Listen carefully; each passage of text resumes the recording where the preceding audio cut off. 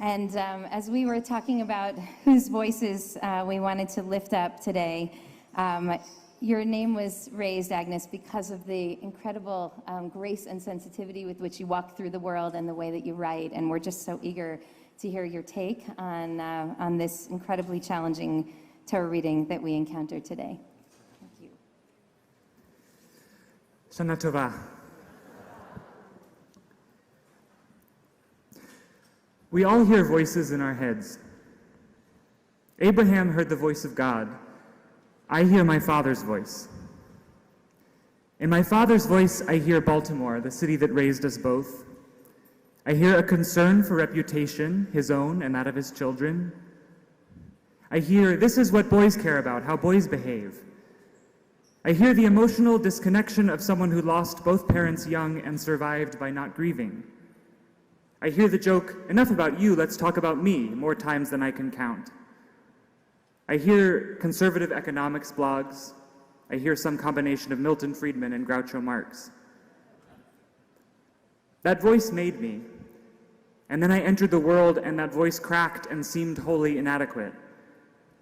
Nowadays, I argue with that voice all the time in my head. Sometimes I feel that I'm still undoing all the painful ways it shaped me. Sometimes I even want to blame that voice for all the brokenness my generation is inheriting.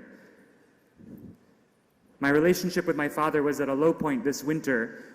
I was in New York for 4 months. He lives in Queens. I avoided seeing him. When I was with him, I could barely look him in the face. It was intense. I didn't know how to escape that feeling. It got to the point where it seemed like it would be simpler to cut him out of my life, which seemed so extreme. It was that strange, that difficult, his voice in my head. And I know he loves me, and I know he is a kind, honest person. Some part of me wished he would do something horrible because then I'd at least have an excuse for feeling the way I felt.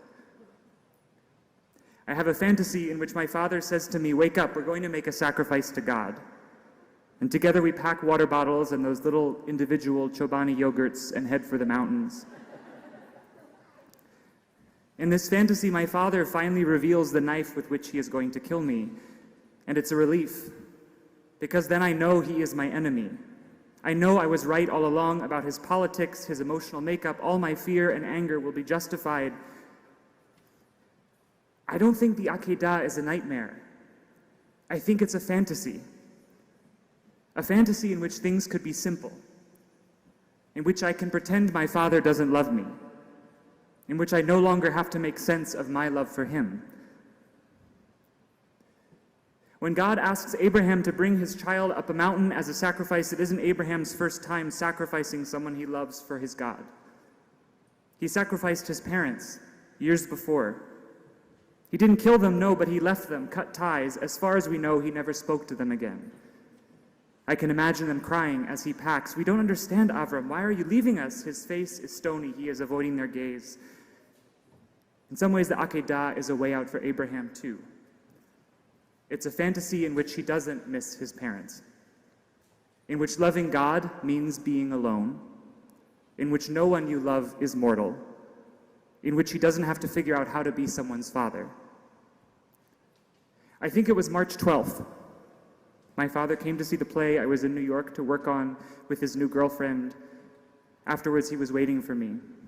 And I had this moment. I raised my eyes, as it says more than once in this parsha, Vayisa et einav, and I saw him, just saw him. This tall man holding the flowers his girlfriend had told him to bring me. And everything changed. All it took was that one moment, raising my eyes and seeing. As I say, my father lost his parents when he was young. I don't know if I'm doing this right, he has said to me about parenting. He still drives me crazy, but I no longer have these horrible conversations in my head. I no longer fantasize about a mountain and a knife. I no longer need to be a silent victim asking, where is the lamb for slaughter? I love him. I do. I always have. This is a place of vision, Avraham says, after the angel stops his hand. Behar Hashem Yira'eh. A place in which my child and I stopped hearing the voices in our heads and saw each other. This time of year we talk a lot about right and wrong, about good and bad behavior, but what about the relationships where nothing is wrong but everything is wrong?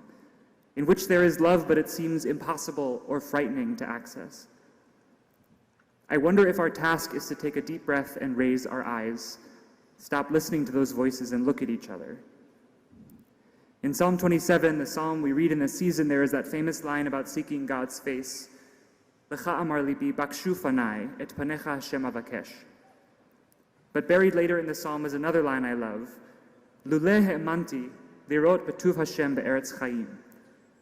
I would have been destroyed is the implication if I did not believe I might raise my eyes and see the goodness of God in the land of the living. This year, let's lift our eyes, let's see. May each mountain we climb be a place of vision. Shana Tova.